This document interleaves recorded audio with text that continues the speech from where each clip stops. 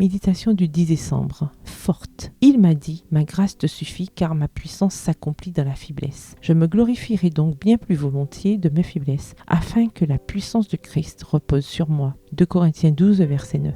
Vanita Randall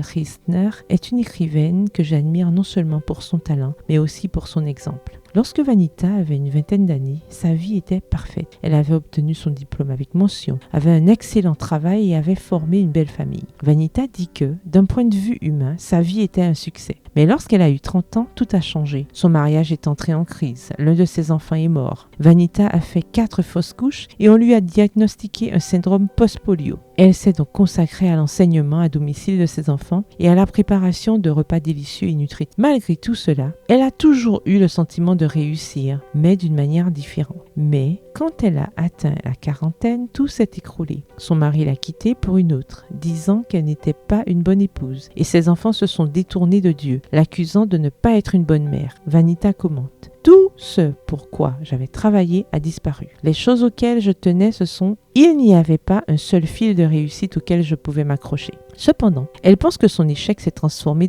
en bénédiction. N'ayant rien d'autre à quoi se raccrocher, Vanita s'est accrochée à Dieu. Mes succès dans la vie ne m'ont jamais apporté la sécurité. Au contraire, ils m'ont poussé à continuer à réussir, ajoute-t-elle. L'adversité et la douleur lui ont appris à fonder son identité non pas sur ses réalisations ou sur ce que les gens pensent d'elle, mais sur Jésus. Elle dit avoir trouvé une nouvelle confiance en elle et une paix profonde au milieu de la faiblesse et de l'échec. Nous avons tendance à considérer la faiblesse et l'échec avec dédain, mais ils peuvent être un diamant brut. Vos faiblesses sont la clé de l'avenir plus grand et inimaginable que Dieu a prévu pour vous, écrit Matthew Keller. Vos forces portent probablement déjà tous les fruits possibles. Elles continueront à porter de bons fruits dans votre vie. Mais à un moment donné, tout cela commencera à stagner. Vos fruits les plus riches et les plus abondants sont intimement liés à vos faiblesses. Nous sommes réticentes à accepter cette vérité parce qu'elle est humiliante. Cependant, c'est précisément l'humilité de la faiblesse qui rend les fruits plus doux et plus abondants.